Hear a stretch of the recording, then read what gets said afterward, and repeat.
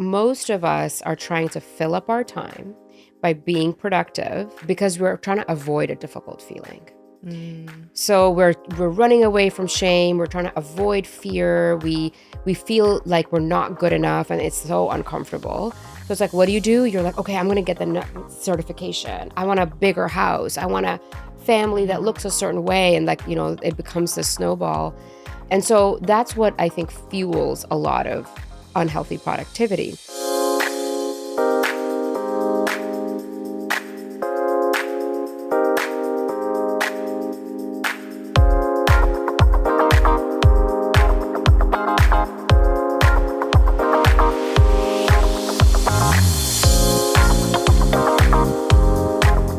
Welcome to Ambition 2.0, the new podcast from Girlboss, where we explore what it really takes and costs to have it all in work, family, identity, and self. I'm your host, Amanda Goetz, a two-time founder, four-time CMO, mom of three, and author of the book, Toxic Grit, How to Have It All and Actually Love What You Have. Today's guest is one of my favorite experts on productivity, or should I say, toxic productivity. She's a psychotherapist, founder of Well Guide, author of Toxic Productivity, Reclaim Your Time and Emotional Energy in a World That Always Demands More. She has built a community of 350,000 people by sharing an honest, evidence-based approach to mental health and productivity. Today, we're going to be exploring what really drives us to toxic productivity, why contentment feels so threatening in hustle culture, and how reclaiming inconvenience, community, and rest might be the most radical move you can do today. Please join me in welcoming Israa Nasir. We start every conversation with, what is your definition of ambition and how do you feel like it's changed over the years? My original definition of ambition was to achieve everything that I wanted to achieve at the best possible capacity. And so it was like never ending. Like ambition, like I remember in one of my earlier journal entries from I think I want to say I was like 22. Okay. I wrote out, in stillness is death, which is so dramatic for a 22-year-old. And so for me, it was a constant movement, stagnant waters, ew, no, I have to keep moving forward. And so that was ambition. There was no concept of value alignment. There was no concept of discernment, and there was no concept of the why. It was just, these are the things to do because these are the things that have to be done. And you're going to do them at number one, 100% capacity. And anything you do has to be the best thing you do, right? And so there was just no flexibility to that definition. So my definition right now of ambition is to pursue the things that are value aligned at a pace that matches the season you're in and really be rooted in why, the impact it has instead of the outcome. I was so outcome driven before. Where did that come from? Your original definition of ambition and the what was it? Stillness equals death. Right. So dramatic. So where did that come from for you? What voice was speaking to you? I think it was an amalgamation. For sure my parents are very driven people. And it's very much about hard work and work ethic. And, my dad will say doesn't matter what you're doing. I used to work at a clothing store in the mall, it's a job that you have when you're 16 years old. But he was like, that's not too small. If they're asking you to fold clothes, you do it the best and you do it with pride, right? And so there's that for sure. My parents are immigrants. I'm an immigrant myself. There's a lot of immigrant hustle baked into the family. And then, I grew up in the Girlboss era. And so they were telling me, the internet was telling me it was peak era of millennial girl boss feminism, CEOs and all of that stuff. And so I think my young brain took the very concrete messaging there and just together I was like, oh, my family is like this and the world outside is like this. So this must be the way. Yeah. Yeah. So let's talk about toxic productivity because I like to say I'm a pretty productive person. Yeah. So when does it grow toxic? I would say that, I think sometimes people feel like the book might be saying that we shouldn't be productive. And I want to be super clear that the message is not that we have to not be productive. It's really be discerning about what you're being productive for and, for whom are you being productive. And so healthy productivity becomes toxic when it's not value aligned. So you're chasing things because you're competing with others, you're comparing yourself, you're like feeling behind, and that's fueling you, not necessarily an actual desire to get the thing. Another way it becomes unhealthy is if there's just no rest in it. Like if you're slamming your calendar back to back, which we all do, and we have seasons of it. Yeah. But if that's your whole life where your calendar is back to back and you're doing something every evening and like there's just no breathing room and you believe that rest is a reward, not a requirement, that's really when your productivity is unhealthy.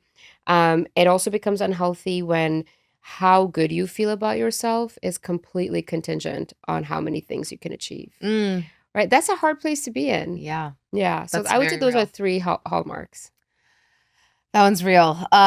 So you write about this and you argue that productivity isn't about actually time management. It's more about emotional management. Can you explain what that shift looks like? Well, I mean, I think first just kind of explain a little about like where this idea even came from. Is that, if you ever like browse through self-help sections, and this is like going back 5 years now, most of the books that were telling you how to be productive were very behavioral. It was all about habit change and systems and, like what can you do so that you are more productive. Right. And the gap that I felt, both from like my own internal experience, but also from being a therapist with what was actually happening in the room with my clients, is that most of us are trying to fill up our time by being productive because we're trying to avoid a difficult feeling. So we're running away from shame. We're trying to avoid fear. We feel like we're not good enough, and it's so uncomfortable. So it's like, what do? You're like, okay, I'm going to get the certification. I want a bigger house. I want a family that looks a certain way, and like it becomes this snowball. And so that's what I think fuels a lot of unhealthy productivity. And so that's why I say, like, you could read Atomic Habits and become a pro at every single system because it's a great book. Right. But if you have unresolved shame and something triggers it, your entire habit system will fall apart. It's just because we're driven by our emotions and we most often don't know how to regulate them. So if we want to kind of shift into a more emotional management based productivity, I think the first thing is emotional regulation. Yeah. What are the earliest red flags, whether you're coaching someone or working with someone, that you're realizing that they're shifting into some really unhealthy habits around productivity? I would say, like, if you work with somebody like week after week, every week they're like overwhelmed. Yeah. Right? Every week they're like, oh, I just got to get through next week. Yeah, Then it'll. that infamous phrase, Yeah. I just got to get through. Yeah. X. And so I think that's a really good early warning sign that you're like, oh, okay, like things are kind of spiraling out of this person's control. And they're going to try to exercise more control by trying to control their time, which is only going to lead to more disaster. So I would say that's the biggest one. Resentment is another one. If internally, like if let's say you're not in therapy or coaching and you're just somebody who's listening, resentment is a really good early sign. Wait, say more about that. Yeah. So resentment is the emotion we feel when our boundary is being crossed. Okay. Now, whether we are doing it to ourselves or somebody else. I was just going to say, because I think that a lot of times it might be us. Oh, gosh, yeah. I mean, for me, like that was me. I was like constantly disrespecting my own boundaries. And so, yeah, resentment is a really good sign for you to check in with yourself. So if you're feeling super resentful towards waking up and going to work, you're feeling resentful for the pickup and drop off for your kids, you're resentful that you have to make dinner, you're just feeling resentful that you booked yourself for like drinks with your friend, even though you're looking forward to it, but you're resentful. Like if there's this undercurrent, then you definitely want to tap into that and look at where it's like coming from. Yeah. You talk a lot about reparenting yourself, and I think that that's become more and more common. I've heard shadow work, reparenting. Yeah. Um, so let's maybe connect reparenting yourself to work. Like, Mm. what does how does the reparenting yourself actually show up in work, or how might something show up in work if you aren't doing this? Yeah, like if you haven't actually done the work Yeah. of reparenting yourself or healing some of those like core Yeah. wounds, a really big way it shows up at work is the inability to take constructive feedback. Mm, And most people like think when think that it's just like being aggressive, but it's also being really critical towards yourself if you make a mistake. Like if somebody gives you feedback and you can't get over it for mm, weeks and now you're like so stressed about it and like it's consuming you, now you're scared in meetings, so now you don't want to raise your right. hand. Like that is a really big sign that there is this unhealed wound around like Mm, criticism and rejection yeah. because the reparenting work would be working on learning how to integrate criticism as one part of who you are. So when we have an open wound around this, because maybe we had very critical parents, right? Mm, Or maybe the standards were very high in our house, um, it's very black and white. So if I give you feedback, and let's say you come from that kind of family and that wound is open for you, you're gonna think, "Oh my gosh, like, I'm all bad. mhm, Everything I've done is worthless. Like, I'm just not good." So everything is, like, very binary. mhm, And the reparenting is to mm, operate in a gray space. Like, I can be bad at presentations, but I'm good at reports, and so therefore, like, all parts of me are working. Some need a little bit more help. And mm, so in work, it's that, and at work, it's also, not taking up space. So if you came from a family that, again, was very critical about mistakes, you might be very afraid to raise your hand, to participate in meetings, to take on a project. And you might wait until you are completely qualified to apply for a right. job, right? And so all of that just limits your growth. Do you find that women are more vulnerable to some of this? Women can be more vulnerable to it. I think people from marginalized identities can be more vulnerable to it. Like if you are BIPOC, if you are queer identifying, like anything that, has the potential of criticism Yeah. and the system is also, Right. not very open to certain groups. So I think they're more vulnerable to it. Yeah. I think that it's this hard balance of needing to for me, like I came from I'm a first generation college grad, this chip on my shoulder that I need to prove myself so Mhm. that I can earn the success, Yeah. but then realizing that it was a lot of these things that you're talking about, like the open wounds, Yeah. right?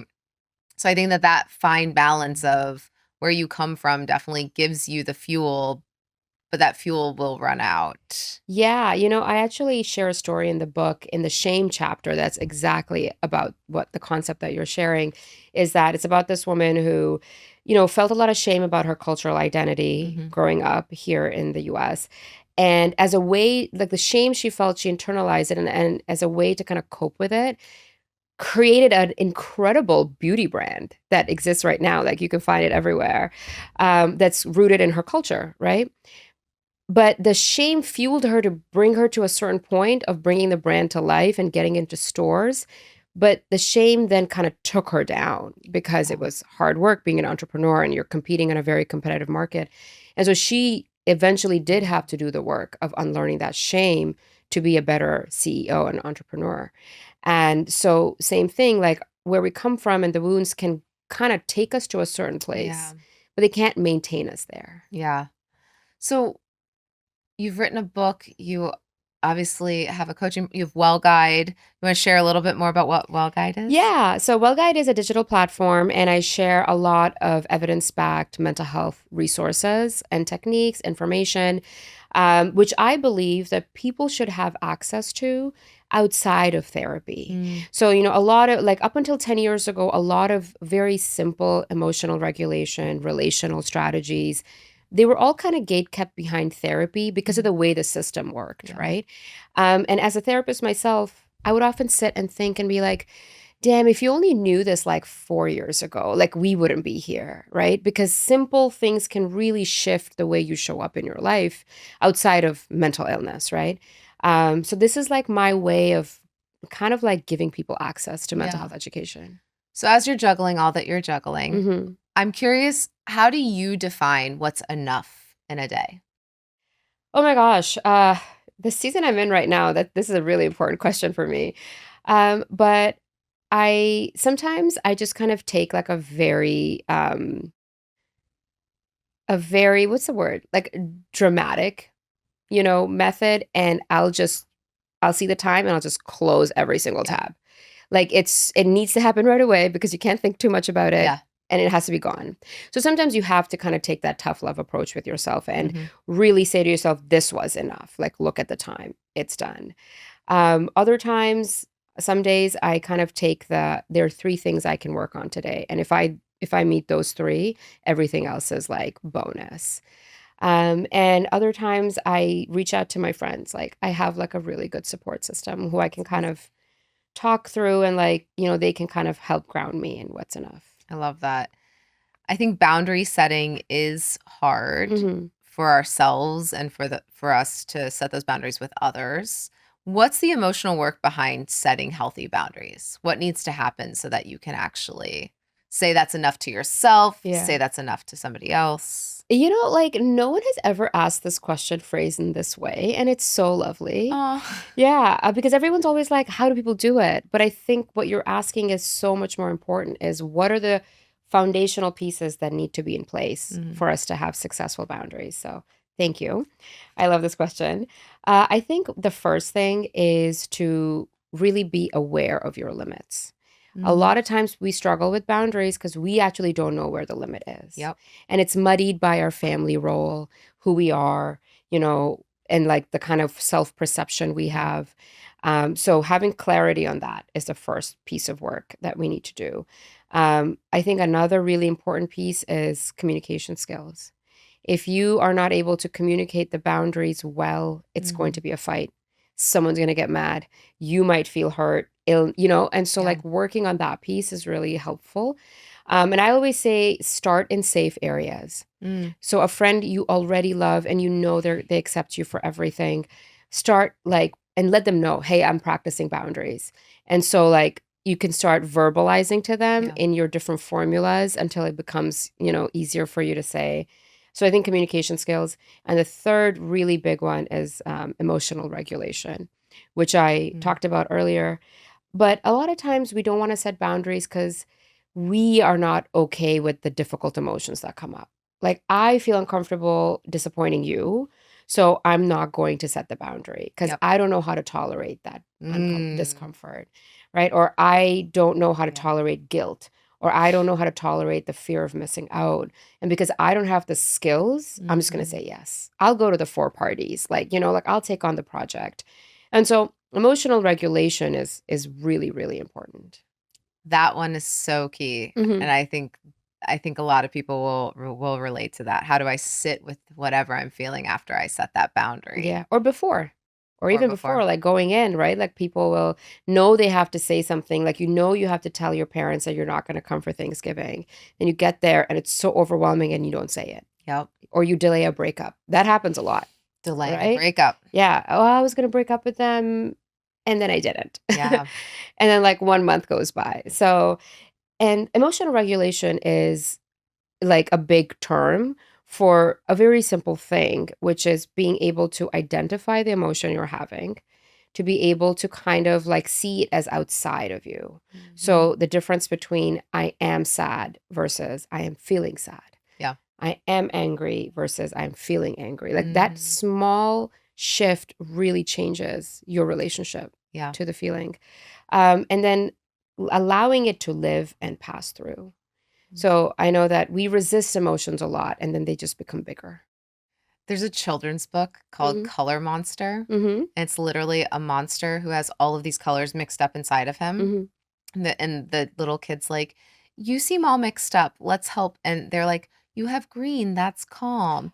And it pulls out each Oh, color and it yeah. helps to kind of like create an otherness with the emotion. Mhm. So it's like, "Oh, okay, this is that." And I read it to my kids and I was like, "This is so helpful." That is actually I feel really like helpful, every yeah. adult needs to read this. Yeah, and Um, use it. yeah. Okay, in the book, you tell a very relatable story about how you wanted to start reading a fiction novel, Mm, and then you were like, "Well, I need to read X amount of fiction novels." And then when you were falling behind, you were like shaming yourself and this mhm, kind of like idea of hyper optimization of mhm. everything. Yeah. Can you share a little bit more about what is causing us to do that? And what can we do to catch ourselves and stop? Yeah. That's so real. I think I hear this from people all the time, by the way. It's like, oh, I don't have time to read fiction because I have to read this nonfiction Right. and like improve myself. Or this might resonate with people. It's, I have to listen to the podcast that just came out about like personal whatever while I'm walking, while I'm doing dishes. And what ends up happening is we try to utilize every single minute that we have in purpose of some kind of growth or transformation Mhm. instead of joy. Right. And I think like balance, like if you're lacking balance either ways, it's not a good thing. Mhm. So you don't want to never worry about personal growth and development because Right. we all need some level of growth somewhere. But you also don't never want to have joy at Mhm. all. And I think one of the biggest reasons that we feel so compelled to hyper optimize all of our like waking moments towards doing something productive is because we have access to a lot of information. We have access to more Yeah. information than we ever, ever, ever, ever, Mhm. ever did, right? So you're constantly feeling like I need to do more because a new book has come out, like mine included, right? Like I talk about this all the time is if you see the book and the cover feels enticing to you, but you're not struggling with toxic productivity, like maybe now is not the season for you to read it, Yeah. right? Maybe read one chapter and put it away for another time. I say this to everyone because that's the only way it'll be helpful. Mm. When we just are burning through books, even if it's fiction books like challenges, oh, I'm going to read 200 books a Right. year or whatever, like you don't retain and you don't engage with the material. Yeah. So my ask for anybody is put a number like a number limit on how much self-help you'll read and how much fiction you'll read Mhm. and try to really hold yourself accountable to that. Yeah, we've really hit this point of quantity over quality in life Mhm. in general. Everything can come faster. More is more is more. Mhm. Now with like AI content, people can create so much Yeah. content and I'm like, we are missing depth and nuance and Mhm. context. And I find that whenever I am speeding through so fast of life, it's like, no wonder I can't take anything in because I'm going too fast. Mhm. Everything's a blur. Yeah. Same with something as beautiful as reading a fiction book, you Yeah. know? Or even like podcasts, like sometimes some people listen to it on like 2x speed. Right. And I'm just like so stressed out by that. I'm like, your nervous system is There's being like people literally hammered. listening Yeah, this to I'm sorry. I don't mean to call you and out. they're like, "Oh No, shit." but it's just like if you just listen to on 1.2, like you might actually retain something a little bit more. But Yeah. even I'm like guilty of it. Like I'll hold the TikTok down so it like runs on 2x speed if it's like a makeup tutorial. And it's so bad because I'm just like, I I could just just jump ahead. I'm like, "Just show me what it looks like." So I think we're Yeah. all struggling with it because the features and the tools are so readily available and the Yeah. information is so accessible. Part of the reason why I chose to write a book is because I wanted to sit with the material Mhm. more. Sometimes like jumping in and becoming a teacher of something is a great forcing function to sit and like research and dive into material because Mhm. you have to shape it and mold it in your own way. And so Yeah. I found that that was a great forcing function for me. I don't know if you Yeah. felt that way with your process. I did. It took me back to reading like research journals. Yeah. Like it took me back to undergrad, like the JSTOR, like, membership so you can read articles. Right. So it felt really good. And I think that's why I love Substack. Like I love writing on Substack, and everyone's like, why do you write on Substack so much? And I'm just like, it's helping me understand myself better. Mm. It's like a public journal of the stuff that I'm thinking about. Yeah. And I also love reading them because people are taking their time on Substack. Yeah. Like it's so nuanced. Nothing is too binary, and so it's just like so refreshing right now. It is. Yeah. We need this. Okay. So you had an Instagram post that I was obsessed with. I might have even reshared it. And you said, don't forget to live while you are healing. Mm. And I think in a world that is so full of self-help and growth, and you've got to grow, tell me a little bit more about like what prompted that. Was that like a note to self? Was that where did that come from? Or do you just see that a lot?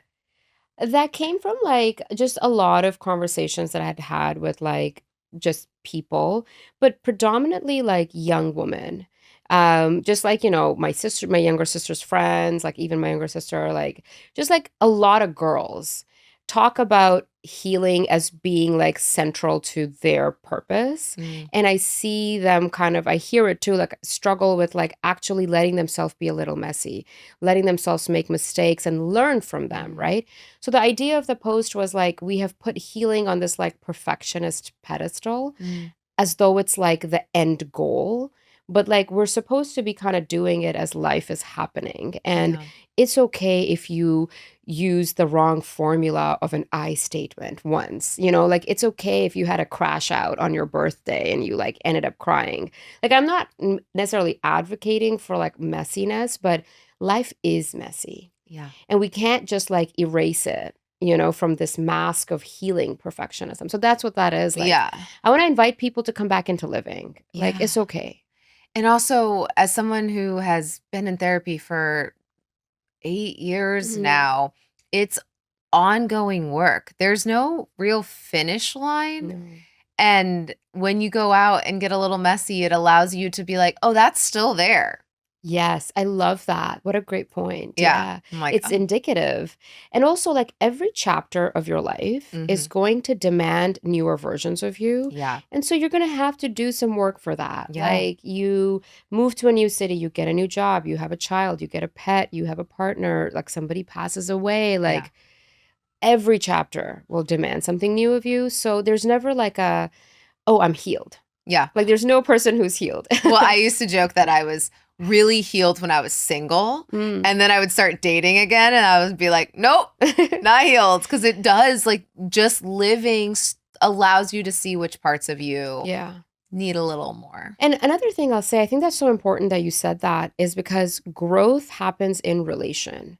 So the predominant like vibe right now is I got to isolate myself to grow and heal. Like I need to cut people off. I need to never see the person who triggers me. And I need to put myself in this like glass box where I'm viewing the world, but I'm not engaging with it. And I'm doing the work. But the work actually is relational. It happens in relation. And that's why therapy works, because sometimes your therapist will challenge you and bring out that part of you. But you have to be around the things that trigger you in a safe environment to be able to work through it and process it. I love that. Yeah.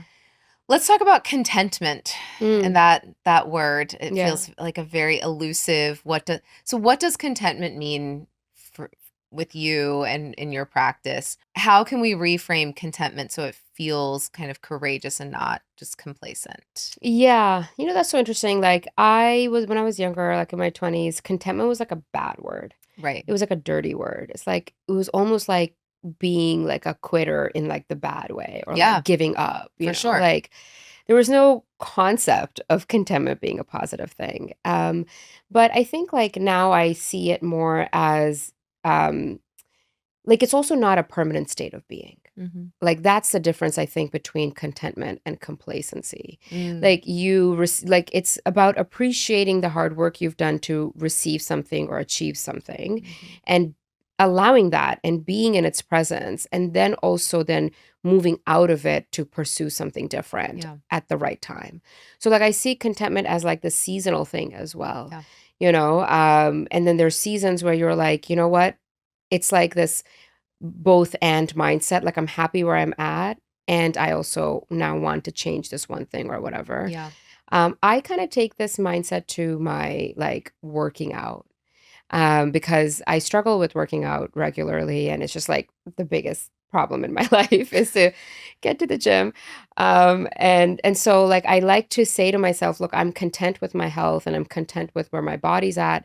And I also want to shift into a more like strength training Right. environment, or, eat something differently, and or maybe not do certain things. And so it allows me to have grace for myself. Mm, So I think we can utilize contentment as this way of self-compassion mm, while we pursue different things as well. that's beautiful. Yeah.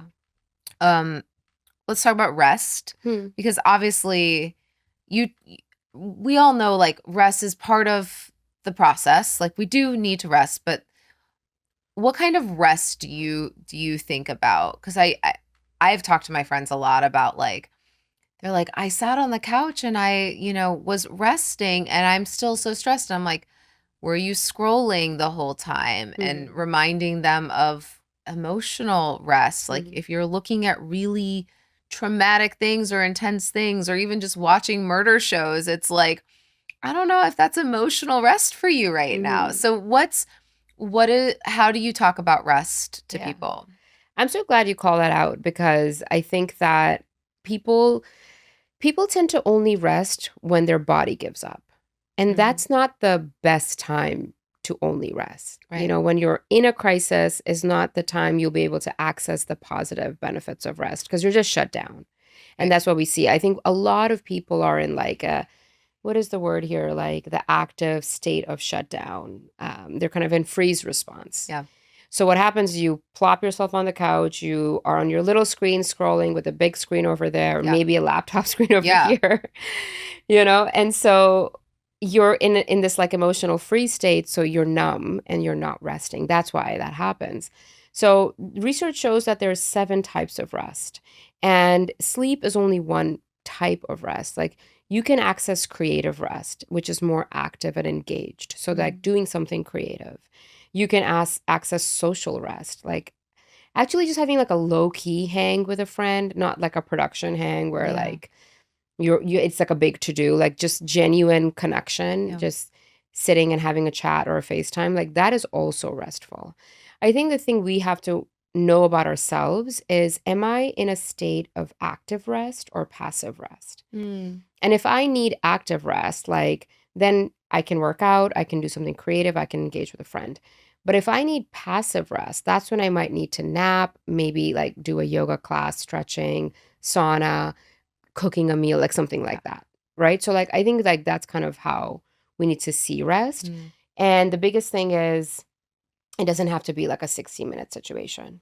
Like it can be like a 10-minute situation where you do 10 minutes of like something very creative in between meetings to just decompress a little bit.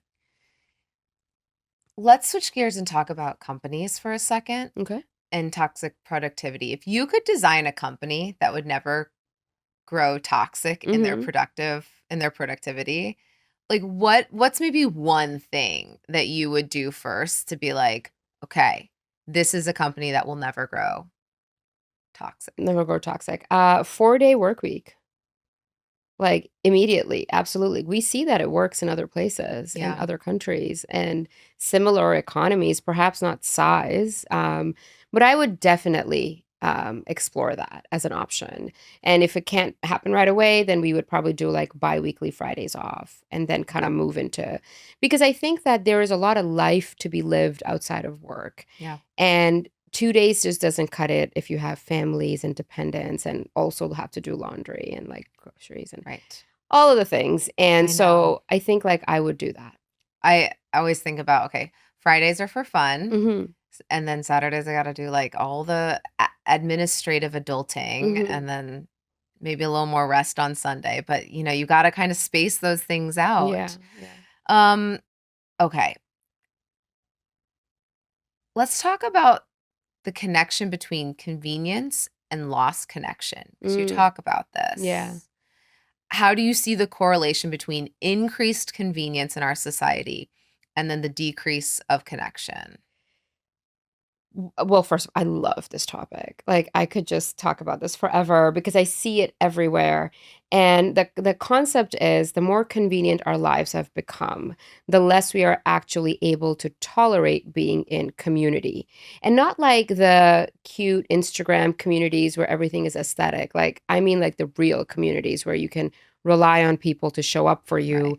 You can rely on them to support you and help you, and you also do that for them. Yeah. What's happened is like inherent to any relationship, there is a certain level of discomfort, right? Even between you and I, like I just came here, but I had to get into a car, drive here, Mhm. and come here, right? There was a little bit of discomfort there. I could have been like, let's do this on Zoom because it's more convenient, right? Right. And so that's a thing. Inherent in any relationship, there is discomfort. So you have to show up for people, and that makes you a little uncomfortable. Yeah. But we have become so accustomed to convenience because everything is super easy now Mhm. to access, to receive, to order, to get, to cut off, to limit. And also, in the last 10 years, our society has become increasingly personalized. So everything is personalized to the individual. Your Mm. comments look very different from my comments for the same post because the algorithm will sift it out so that it's more either aligned with your For You page, and the comments I see will be more aligned with my activity, Wow. right? The kind of ads you get, like Yeah. your phone, your home, like smart systems, like everything is super personalized, right? And so we have become very entitled. And I just mean as a general, like as a Yeah. society, entitlement is on the rise. The in our world is revolving around us Exactly. digitally. Main character energy, Yep. which I have so many thoughts on. So so what happens is when your friend calls you in a crisis, but you're in the middle of like, let's say, doing some journaling, you're going to be like, you know what? No, I'm not going to show up for this person because I'm doing me right now. I'm not going to inconvenience myself. Like they have to figure it out. Like they need to emotionally regulate. And that's the fracture of community Mm. because even before we can emotionally regulate, we have to emotionally co-regulate. Like you and I have to be on the same emotional state right now Yeah. for this to be a successful conversation. Right. If I'm like all over the place and you're super calm, it's not going to be a good conversation. Right. And so that's what I'm talking about is we have to be able to tolerate some inconvenience. Like if my friend wants to show, this happened to me last week, like my neighbor, he was like, I had a birthday party. I put up a photo of a cake. It was a delicious, like olive oil and fig cake Ooh. that this amazing baker made. If anybody wants, like, I'll share her Instagram. Anyway, so he saw the photo and he was like, oh my gosh, I would love some cake. And I was like, if you're serious, like, come over and get it. But then he texted back saying, what if I come tomorrow morning? We'll have coffee and cake for breakfast, right? And I was like, damn, like I gotta wake up like maybe 45 minutes earlier to accommodate this request, like, ugh, like blah. But then I was like, no, this is my neighbor. He lives Yeah. upstairs. Like this could be so fun. And then I was like, sure. He came, we had an hour and a half, coffee, cake, breakfast. I made him a granola bowl. And it was this like wonderful moment of community. But it required me to inconvenience Yeah. myself a little bit. And to not think about your day in a hyper optimized state. Because if you were like, well, no, I have to, meditate for 20 minutes and then I got to do this for 20 minutes, and we're not creating the terminology I like to use is like creating space for serendipity, like allowing something to happen that I couldn't plan for. That's also so beautiful. Exactly. And I think that's why people are struggling with the friendship scheduling right now, right? Like I'm sure you've heard of this. It's like you're trying to schedule a hang and like it's just because there's no space in calendars for, I love the word serendipity. Yeah. There's no space for people to just drop in anymore. But I mean, this wasn't even too long ago, but when I was growing up, like my neighbors would drop in all the time. Yeah. Like literally. Well, I lived in the middle of nowhere, so they would have to drive. There's a lot of friction there, but yeah. Fair. I mean, I lived in a building. Dropping in the house all the time. They just come in for tea and they leave or whatever. Like they come help me pack or I would go help them pack because they're going on a trip and that's how you hang out. And then you just kind of go your own way. That is missing right now because people are super hyper optimized and they're very much like boundaries have kind of become rigid walls, which is what they are not meant to be. Right.